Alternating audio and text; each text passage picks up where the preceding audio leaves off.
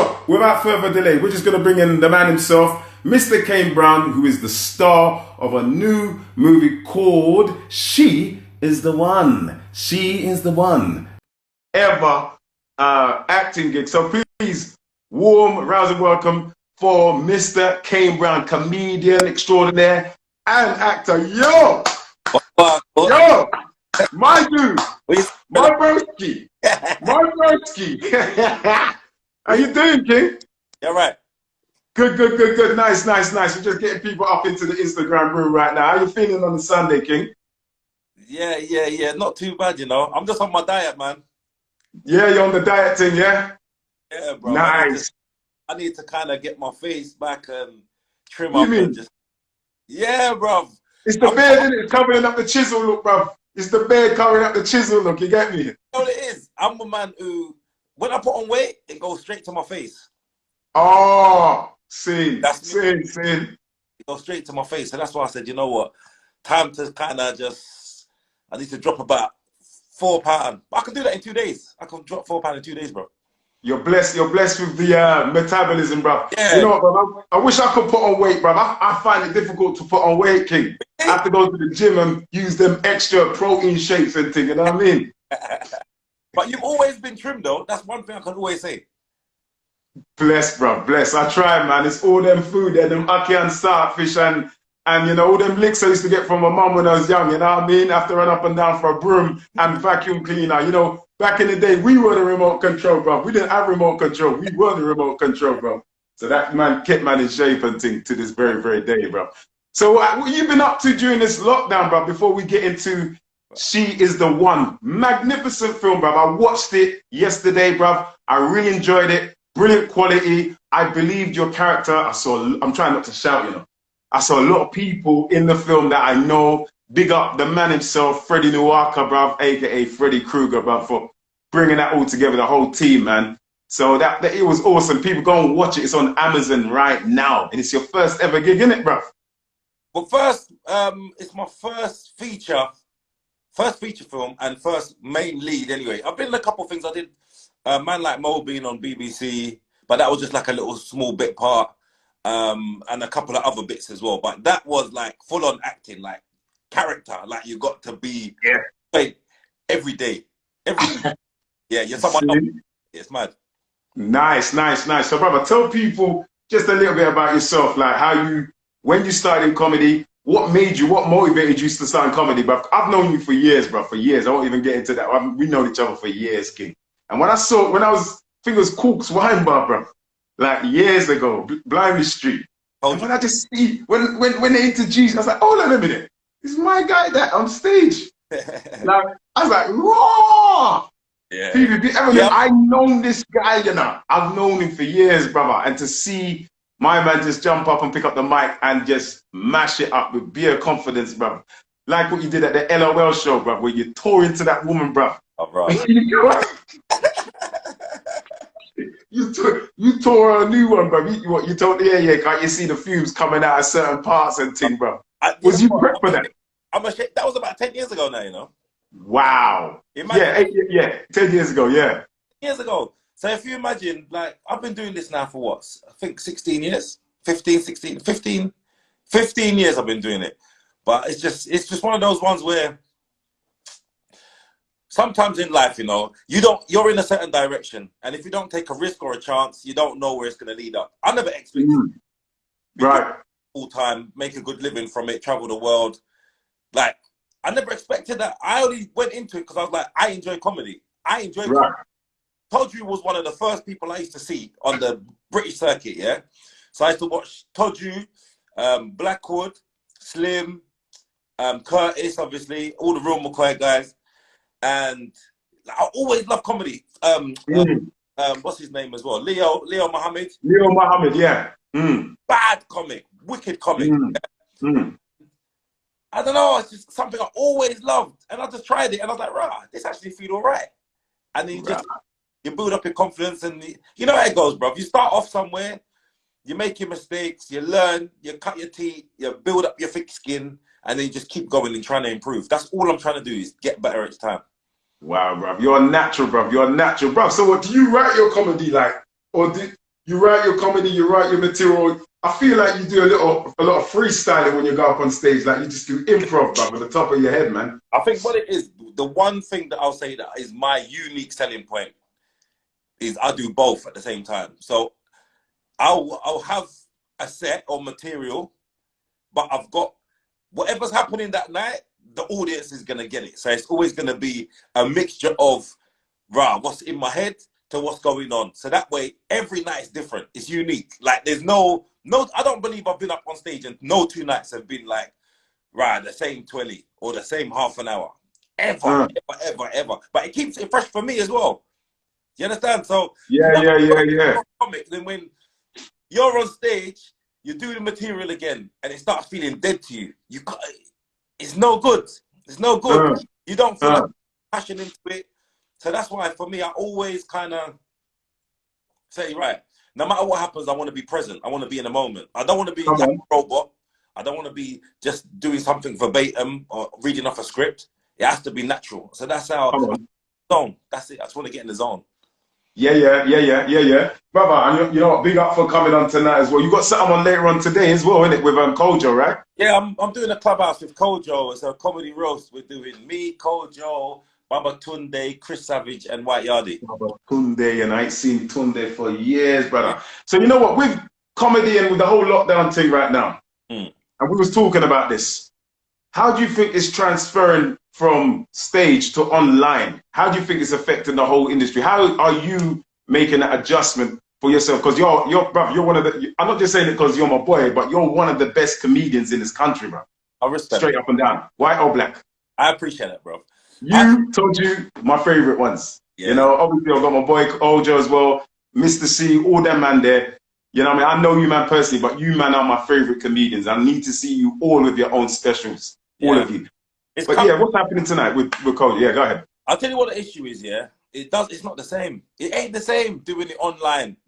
So different platforms have different advantages and disadvantages. So on for example, it can only be me and you, or me and one other person. Yeah. Comments, So it's hard you can't do stand-up really on this. It doesn't translate the same. Right. I tried on Zoom, then you got their mic on, you got Pitney Barling, you got one stub their toe, you got next one, all kind of bullshit. You go on, people just carrying on with their life. They're at home now. They're relaxed and comfortable. You see man go and come back, sit down. You're like, Rascal, what on? So it's like, it's not that you can't replicate a comedy show. You can't replicate it on social media. So I don't know. We're in this for a little while, you know. We got a good years before we got all of the venues back and in full attendance. Because even before the lockdown, I was doing shows which was like a third capacity. So where it would normally be 600, it's 200 people in a 600 seated space. So it's not the same with the laughter. It's not the same with the energy in the room. Like we feed off of, you know what I mean? People's vibe. Imagine you're busting joke, a man's got a mask over his face, and all you see is. You don't see that, bro. It's masking the sound. It's in a big space. Yes, it's mad. So we're in a different place now with comedy. But what I realized, we've got to think outside the box. Yeah, we've got to do. We've got to start saying, right, okay, this is what we're gonna do now. We're gonna start doing different things online, like do acting. I'm writing a sitcom at the moment. Okay, make sure you put me up in that, bro. 100, bro. And it's it's perfect. Hey, people, you heard that on Black Car Speakers Lounge, you know. Yeah. My boy Kane, I'm gonna the afro's growing. Listen, my boy Kane put me up in his sitcom, bro. I'm there, man. I'm there, bro. That's great, man. Listen, when I say I've got everything here, I've got the people I got on board. It's big name people who I'm speaking to, so it's coming. It's coming. Come on. Don't worry. Come on. Yeah. Hey, that's gonna be blessed, bro. That's gonna be blessed. So, King, let's get straight into it. So, people, hands up. Who has seen She Is the One? Written, directed by Mr. Freddy Krueger, starring Kane Brown. Who here has seen She Is the One? Yeah, that's right, Marcy. We're gonna do some castings. Yes, castings. Who has seen it? Let me see your hands up. You've seen it. Thumbs up then. You've seen it. Oh. Hands up, thumbs up, whatever. Yeah, scissors, paper, rock. Who's seen that? Yeah. Big. And I'm going to say this. I'm not bullshitting you, bro. Yeah. You know, I called you, I messaged you, WhatsApped you yesterday. I said, Kane, that was fantastic. Wicked. I believe you. If you were shit, bro, I would have to say, yeah, Kane. So, you know what you need to do? There's some acting classes I know, yeah, you can do online. Teaches you about method and things. So, yeah, maybe, yeah, good effort, but no, brother, all jokes aside, no pun intended, all jokes aside, you were awesome, brother. You were awesome. It was all in your eye, your movement, the little subtle gestures, everything, because a lot of people can't make that translation from stage to screen, and it's very small. What kind of directions was Freddy Krueger giving you, bro? I think what it was, he gave me a lot of freedom. Come on. With the script as well? With the script? Yeah, so with the script, it was like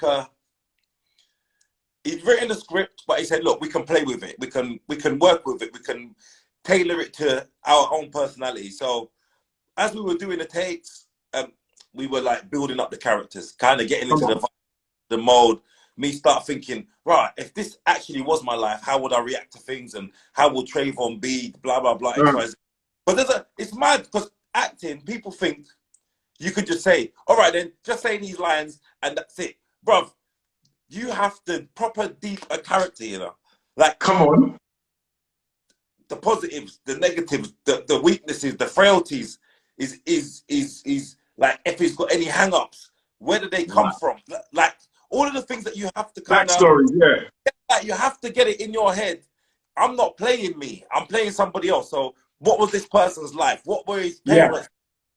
Why did he become the person he is? What's caused this? And so when you start getting into that frame of mind, you start saying, right, okay, how would this person react like that? How would So I started to get into the character. You see, trust me, bro, after like a couple of days of like rehearsals and then started filming, it's like, rah, every time the cameras started rolling, I'm Trayvon. That's it. I'm there. Come on now. You know what I mean? So, yeah. So that's why I'm glad. And I was saying to Freddie as well, he had a lot of trust in me, but I had to have a lot of trust in him as well. Because I've never starred in a film. And so for him to say to me, bruv, I want you to be in it, like lead character, that's a big thing. How did that go? How did that go? Did he just call you and say, yeah, because I know how Freddie talks, and how Freddie talks. Yeah, bruv, still same, broski. So yeah, it's the team, yeah? Man's doing weights while he's talking to. So yeah, anyway, bruv, yeah? So what I want you to do, yeah? Come down and see Meat Man, yeah? And learn the lines, innit? Yeah, you get me. You know how Freddie talks with his voice already. What year did you shoot the film? Did you shoot it last year? Was it 2019? No, we shot 2018. Wow. Yeah, towards the end. Do you know what? I can't even remember the month. But because 2018. Because it's definitely 2018. But it was like more the middle towards the end. I think it was just after summer. But it was like I think it was meant to come out Valentine's the following year. Right. But it didn't, for whatever reasons. He had other projects on.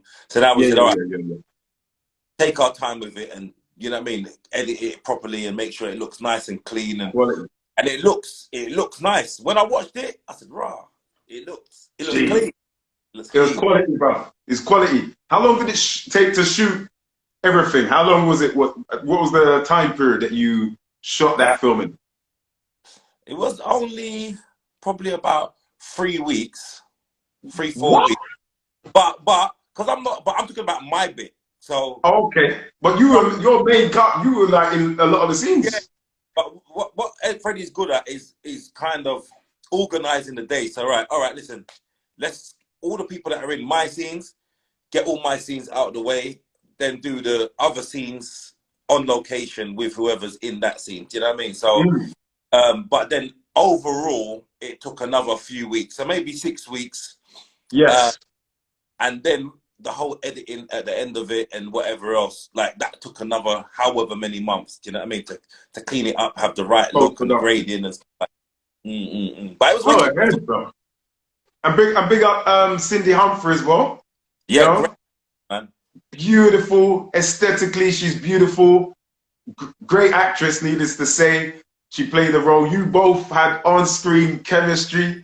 You know, no spoilers for anyone, but there's a, you know, the part where you're dancing, and you're like, come on, kiss her already, bruv. Kiss her already. Like, you can see the lips are just getting close, and then it backs up. I love that. Yeah. That is a moment. That's a moment in the film. Where can we watch it? Lotto 2014 Arts on Amazon Prime. Amazon Prime. You can watch it on Amazon Original. You can rent it. You can buy it. Go watch it. People, go and watch that, especially for Valentine's Day coming up. But yeah, that moment was awesome. Go ahead, bro. Sorry. Well, it's on quite a few platforms. It's on a couple other places. But what I can do, if you guys follow me, Kane Brown Comedy, if you follow me, I'll put it in my bio, the links, and then people can just jump on it from there. But yeah, man, it's a great process. The thing is, because you're an actor, that's your trade. So it's like, I always respected actors, always, yeah. But come on. But in your head, it's like, bro, I could do that, bro. It's no joke when you're on set, you know. It's not a joke, because you got to remember the lines. You're conscious of that camera in front of you all the time. You got everybody around the set. A lot of people think it's easy, simple things. You take after take after take to get it right, and to the editors and the director, they'll have to take the best and piece it all together. It's a lot of work. It's a lot of work, brother. What's the difference between acting and comedy for you? Well, comedy is my own words, so it's like it's me. My stand-up is me. You know me. I write about my life. I write about my experiences. But when it comes to acting, obviously some of yourself is in it as well. But it is someone else's words. The word.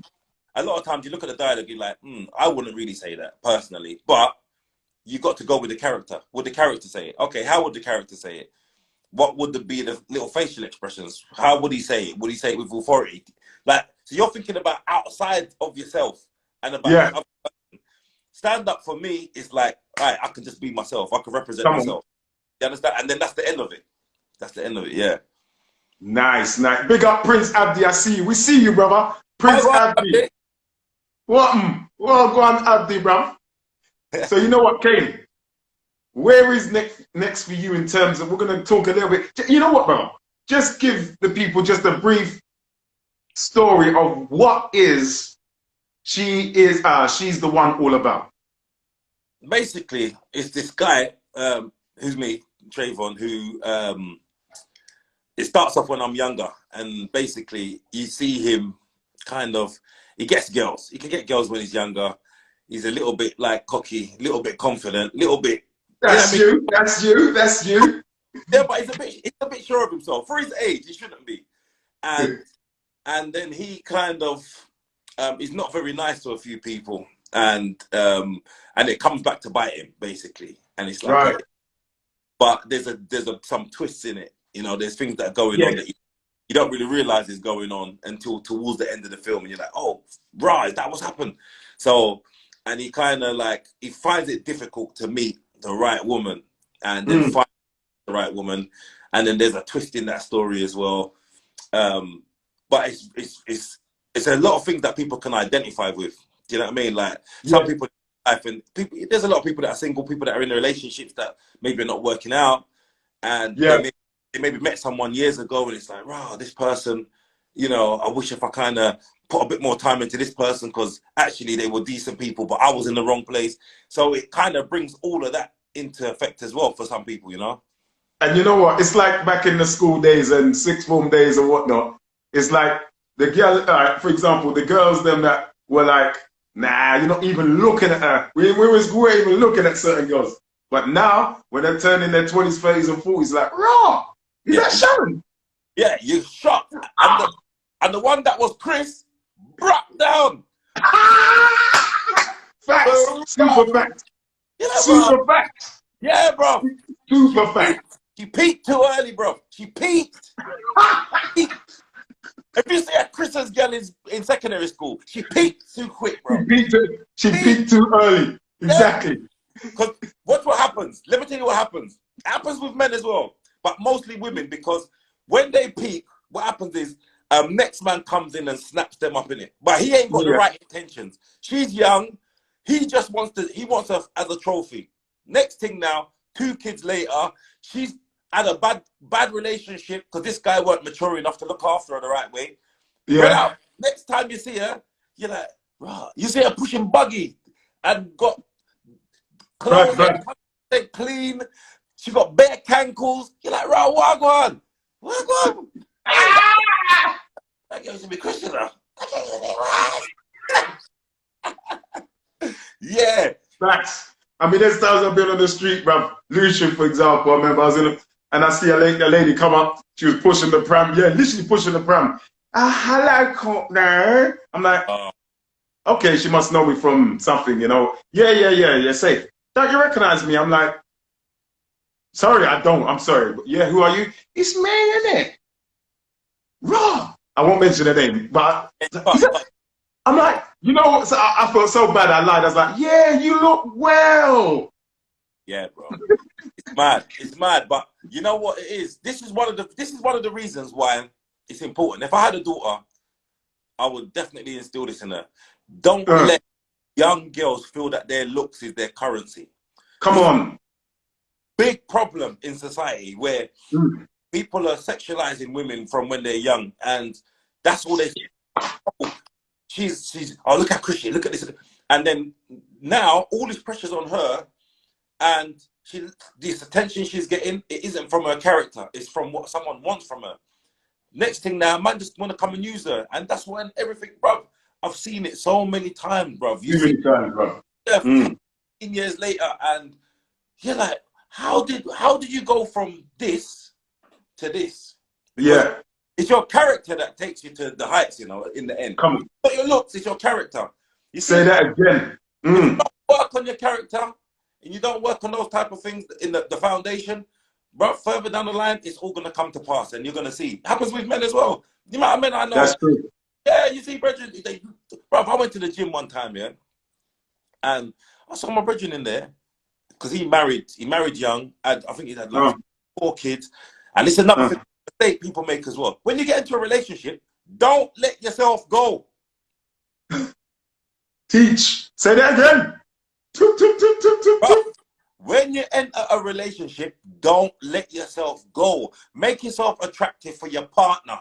Yeah? This is where people fuck up, you know. Brother, you see people just drop off a shape. This brother, what? This brother must have put on about 6 stone, and he weren't tall. When I saw him, he was ashamed to see me. He was ashamed. Oh, dear.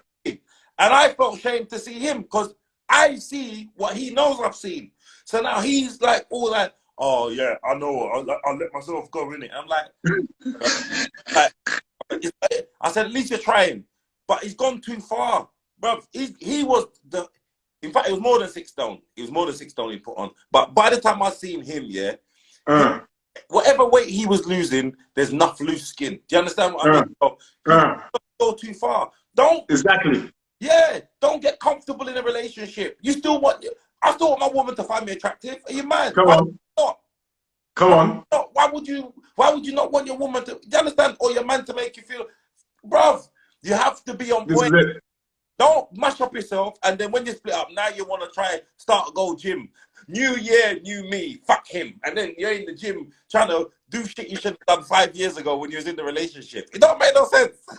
you just did a bell bar to me. Yeah. New year, new him back. On the treadmill, fam. And you know what? So you see, we've all locked down now, bruv. There's Hinge, there's Tinder, there's all of these other. I was on a Zoom rave last night, bruv. A Zoom rave, you know, and you bring your own bottle. I've never done a Zoom rave, bruv. I think them things are sacrilege, but I went on it and it was all right. It was okay. You know, and I'm thinking, part of me was sad that, people are now congregated in these kind of things now, as opposed to going out. But I thought it's an awesome way to use technology to get to people. Do you think social media is kind of spoiling the game for men and dating in terms of the whole dating game? You think it's sport that is kind of sport? Women can put up pictures. They all get the attention they didn't get in school, for example. They're getting on social media, man, them liking them, commenting on their pictures, all that kind of stuff. You know what the problem is? It's too easy on social media now, isn't it? And it's not real. So we all know, yeah, you fuckers can take pictures and put up on social media. You know what attention you get. And you know you don't really look like that. Like, you know that ain't you. Like, men doing it as well, but yeah, don't look like that. no So, real six pack. yeah. So what I feel's happened as well, and also as well, I'll tell you what I feel's happened, and I heard a lot of women complain about this as well. Men don't speak to women anymore. Like, they don't dialogue. It's like they don't want to engage. They don't want to speak. They don't. It's just a message. How you doing? How's your day? Like basic shit like that. They want conversation. Women want to talk. They want to feel as if they're building up a connection with you. Why? You think that there's not a bag of man sending the same message? Like, come on. You're sending the dead message. Hi, how's your day going? What she might as well just put right down, yeah, it's going okay. How about you? And just send it to the 10 man, Copy and paste. Because listen, people forgot how to speak. They don't understand. You see, getting to know someone, the courting stage is gone. Gone. It's gone. People are not courting anymore. What happened to Who's to blame for that though? Huh? Who's to blame for that? There's a lot of things to blame for that. Social media is a big problem when it comes to that. Huge. Yeah. Remember, a man could. There was a guy that I know, and he was on. I forgot what he was on, but he was on some apps, and he'd be with different women. Might be 4 or 5 different girls a week. He could not do that before. Before social media, he had to go out there and start grafting. You have to chat. You understand? Now, everybody who wants maybe the same thing. All right, let me go to the website where it's people who just want no attachment sex. Then you can do it. That skews your perspective, because now you feel as if I can get a girl. You can't get a girl. You can't get a girl because I know you didn't talk to them. You just came to a place, you swiped to one direction. Oh, she match. You understand? You're not building up relationships. There's no foundation there. And so listen, technology is a good thing in some ways, but when it comes to dating, it's killed a lot of the good things. It's killed the game. Killed a lot of it, because you'll speak to young guys now, like you said, so like you're an artist. Now, anybody who's on social media who's got, say, for example, a lot of followers, now they've got the same attention that a celebrity has, because this person's got 2 million followers. Now he's gassed. It's not the real world. So women are looking at, wow, who's this guy? He's got 2 million followers. And men are looking at girl, wow, who's this girl? And it's like, it's not real. It's not real.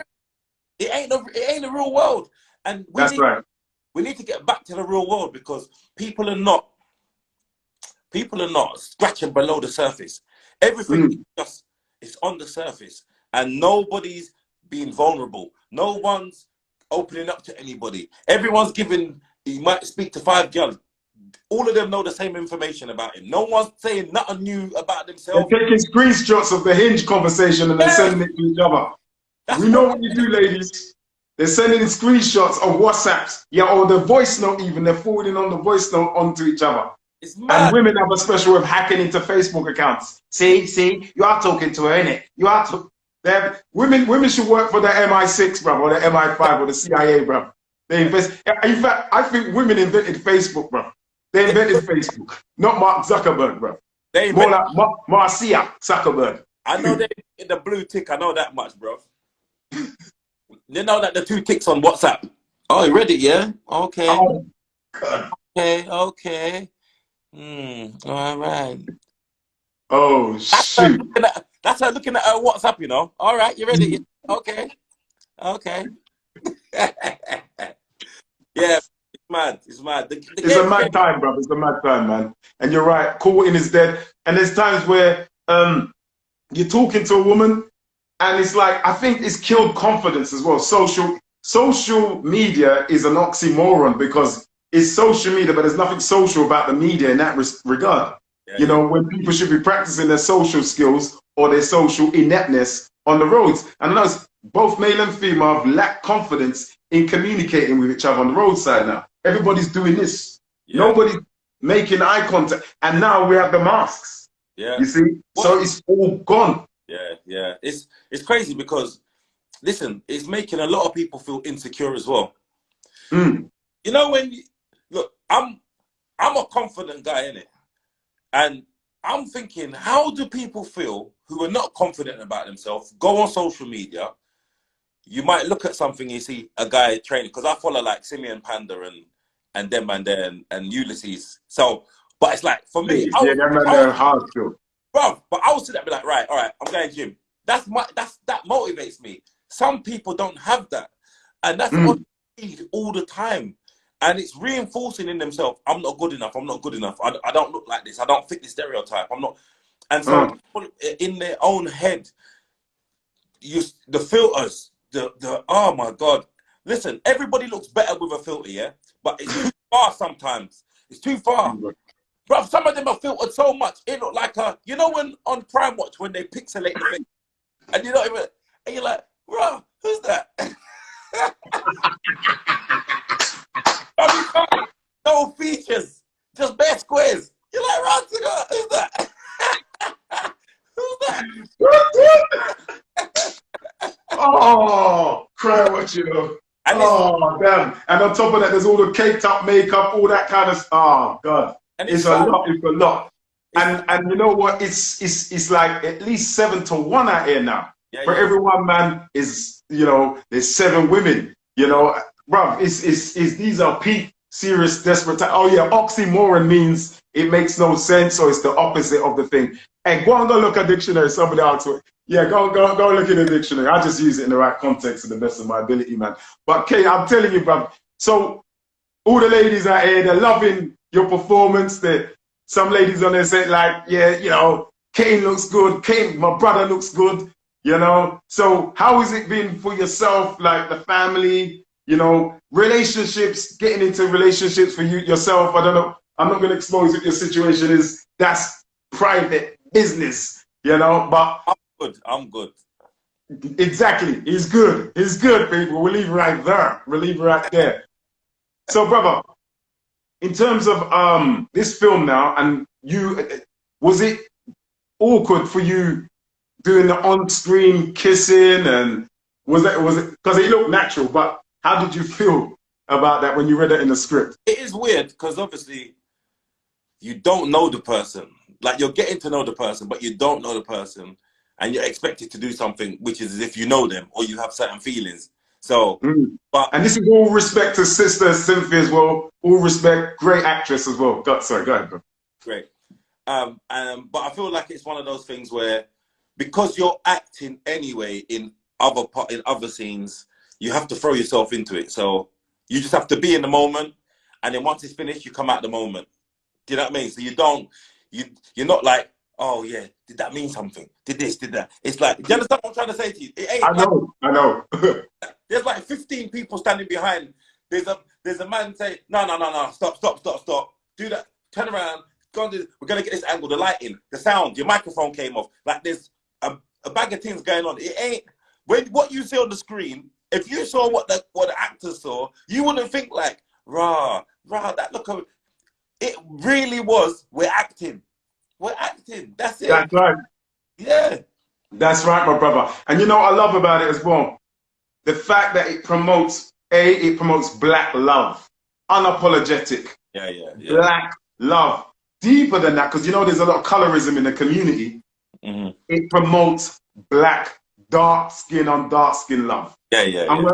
And the reason why I'm saying that, and you know already, is because for a very, very long time we've seen in films, and this is a very great time we're in, the lockdown, there's so much positive stuff because we can produce our own independent stuff. But the black love that I see in She's the One, brother, not on that, she's dark skin. Yeah. She's not pretty for a dark skin girl. No, she's beautiful. She's a beautiful woman. She's a beautiful black woman. She's a beautiful dark skin black woman. She's all of that. And yourself, you're a handsome guy, and seeing you two together and the way you, without spoiling it, people go and watch it.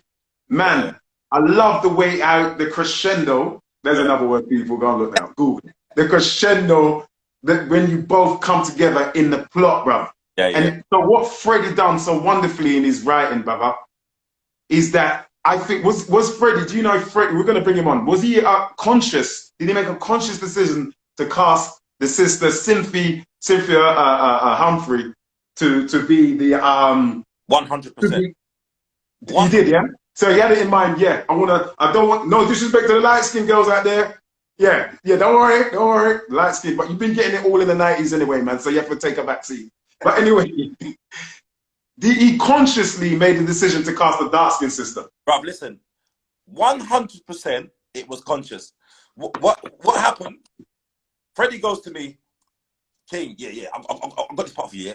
So what I'm gonna do, I want you to meet me. I want you to meet me. Yeah, so you're gonna come down and you're gonna meet me. So no problem, bro. When I went to go and meet him, Cindy was there because he goes, I want to introduce you to her. He wanted to see if we had chemistry when we first met up, like just like if we got on. You understand? Like if it was nice. We got on well. We got on really well, and he was like, all right, that's it now. These are the leads. Now we work from here now. These are the other people that are going to play these parts. And so, but 100% it was conscious. Yeah. Awesome, brother. I really love that, man. I love that. And I saw that. I saw the choice in that. And people, when you watch it, you'll see the beginning, the message in the beginning. You know, someone said something about light skin thing. And listen, we love all of our women, light skin and dark. We love, listen, the love is there. But man, we have to put sisters like Cindy on the map. Do you think there's been a big change now, not just because of Black Panther, not just because of She's the One, but you think there's been a big change in film and performance altogether when it comes to bigging up the highly melanated, darker skinned people, actors, performers now, bro? Do you think there's been a big change, or do we still have more to go? I hope that we can get to a stage. It's definitely getting in that direction, because you see what's happened since Black Lives Matter and the whole George Floyd and everything. Bro, it's like this film come at such a perfect time. Everyone's in lockdown. People want something positive to watch. And also in the Black community as well, something for us to look at and say, oh yeah, thank God, it's not another gangster film. It's not another bad man.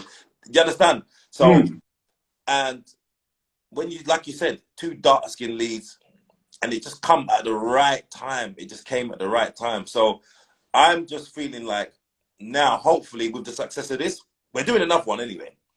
But with the success of this, we can say, right, let's pick it back on the back of this and say, right, let's make a couple more. And hopefully it inspires other people to start making, because they've been doing it for a long time, you know. Their own Black film produced and directed, and they put it out on their own platforms. But England were behind. Yes. And so that's why I'm glad that Freddie's actually said, right, you know what? I'm not gonna make the stereotypical film. Let me make something. You understand? And he's done a great job. Great job. He did, brother. He did. And brother, as we wrap up, because I know you got the clubhouse thing with Kojo later on and other comedians. So yeah, Freddie done an awesome job. You done an awesome job. Cindy done an awesome job. Everyone, Ariette, Martina, comedian. Oh, I forget his name. Savage.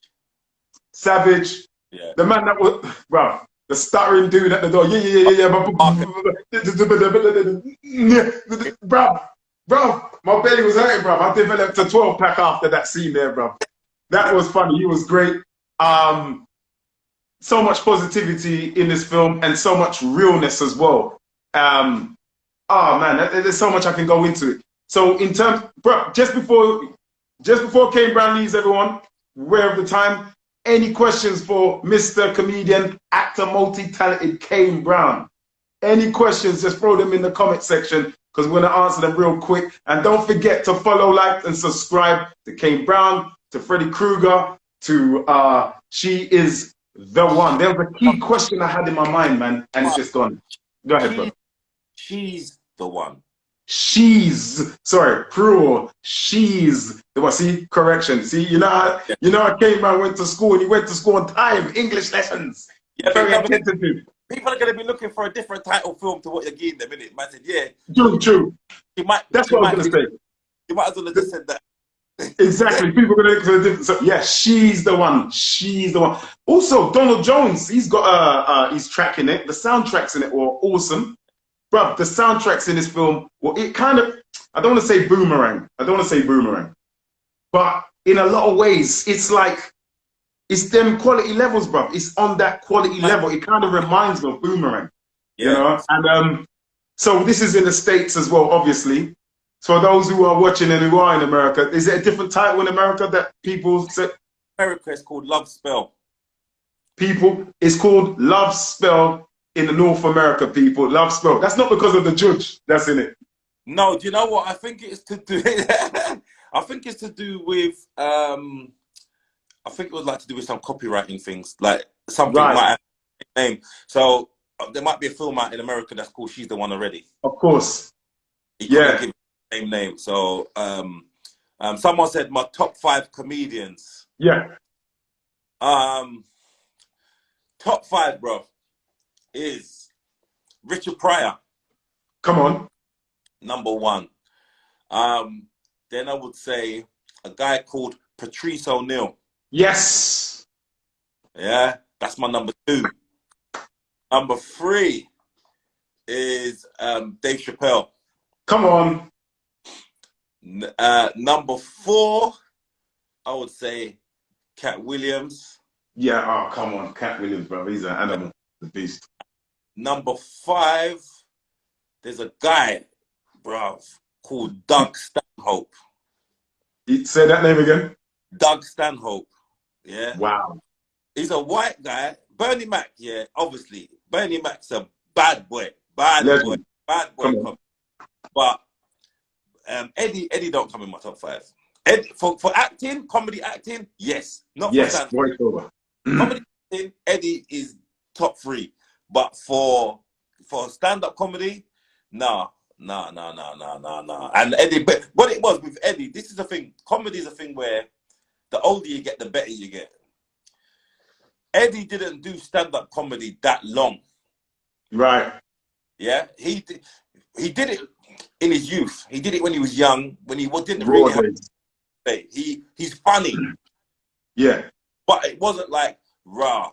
Like all of the actors that I named, they're in their 40s, 50s. Because they've learned their craft over time. You get a sense of the story. They got something about themselves, not external things, about themselves.